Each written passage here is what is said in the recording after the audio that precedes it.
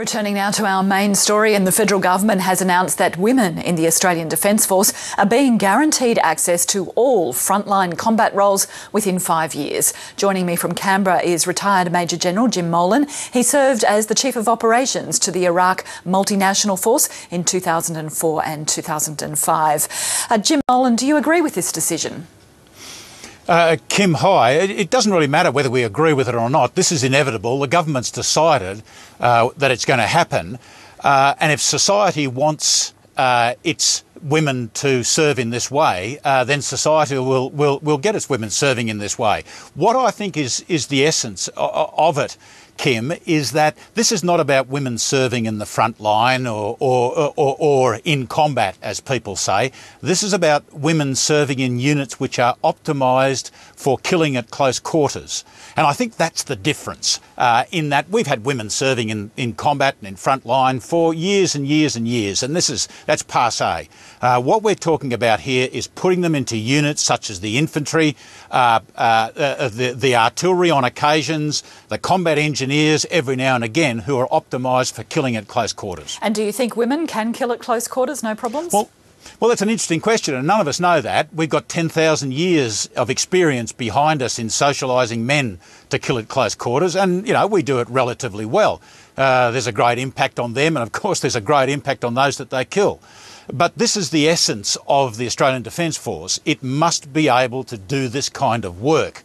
And at some stage in the next 50 or 100 years, the Australian society might ask that Australian troops be involved in sustained close combat. And it's going to be interesting, Kim. And how much of a cultural change is this going to be for the men serving in those frontline roles? Do you expect that there'll be a lot of resistance? I don't know the answer to that, but the culture of the infantry, let's take the infantry for example, because it is they who are optimised for killing at close quarters. The culture of the infantry comes from years and years and wars and wars. And we've kind of figured out that if you have this kind of culture, with a bit of luck, you can be relatively successful in most of the wars that you fight. Now, if we're going to change the culture in order to accommodate women, that's fine. If society wants it and the minister wants it, they'll get it. But it's got to meet the demands of close combat. And it'll be interesting to see. Well, you've got a lot of military experience. When you're talking about how women have got to meet the demands of close combat, are you saying that the very nature of a woman soldier has to change in order to be able to do that? The changes are mainly psychological, in that we know, we have some feel that the vast majority of men who self-select to serve in the infantry, the vast majority can do the job. The impact on them is quite substantial, and it's a particularly nasty job. None of us really have a feel for how women are going to react in this. Other countries have tried it and they've either backed off, or it is at such a low level, such as the Canadians, that we're hardly driving any data out of it. So, you know, I thought we were going to have a trial. I thought we were going to see a study from the Defence Science and Technical Organisation, but we haven't seen that. We're leaping straight into it, and you know, my fear is it's going to be like the carbon tax for the army. It's probably a good thing to do. It'll have absolutely no impact on anything, and it'll cost us an awful lot. Well, the Defence Minister says that women are going to have to meet the current standards when it comes to physical tests, for example, and psychological tests. How many women do you think are going to be able to meet that sort of criteria to serve in the infantry, to serve in the artillery?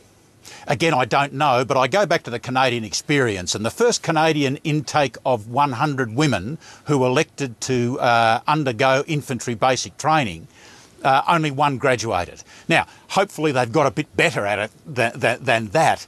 But you know, even if at the moment we've got about 10 to 15% of members of the Australian Defence Force who are women, let's say that same percentage as those who join the infantry, that means that every 100 men or so, 100 people who join the army, maybe one or two will be will be women who want to join the infantry. Well, now, that's not going to be a substantial number for a long, long time. Well, finally, Jim Molan, you made a remark a short time ago that this could come at great cost. The Australia Defence Association has saying that there's a risk that female diggers may actually be killed at a greater rate than male soldiers. Is that what you're referring to?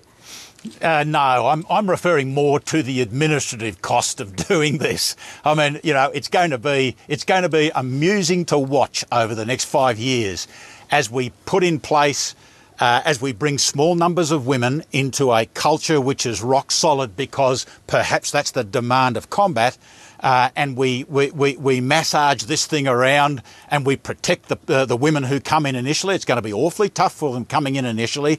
We get a number of people, you know, a baseline of women who can physically do the job. And the ultimate test is not the physical, it's not the psychological, it's combat.